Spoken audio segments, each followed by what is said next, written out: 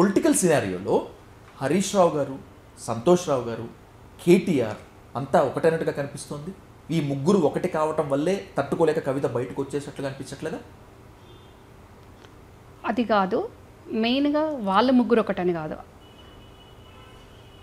కేటీఆర్ గారు, హరీష్ వాళ్ళు కొంచెం అండర్స్టాండింగ్కి వచ్చేసరికి కవిత ఫస్ట్ యూఎస్ వెళ్ళినప్పుడు వాళ్ళిద్దరూ ఒకరికొకరు అండర్స్టాండింగ్ అయ్యేసరికి ఫస్ట్ మనమందరం యూనిటీ ఉందాం, పార్టీని బలపరుచుకుందాం, పార్టీని కాపాడుకుందాం అని వాళ్ళు అండర్స్టాండింగ్కి వచ్చినప్పుడు కవిత మరి ఏమనుకుందో ఏంటో తెలియదు మనకు, వచ్చింది టకటక మాట్లాడేసుకుంది, అలిగేషన్స్ చేసింది. కానీ ఇక్కడ జరిగింది ఏంటి అంటే కవిత జైలు నుండి వచ్చాక అందరూ కూర్చొని మాట్లాడుకొని కొన్ని రోజులు సైలెంట్గా ఉండు, కంప్లీట్ రాజకీయాల నుంచి తప్పుకోవాల్సిన అవసరం లేదు కానీ కొన్ని రోజులు సైలెంట్గా ఉండు అన్నారు కేసీఆర్ గారు సర్దుమణిగేంత వరకు.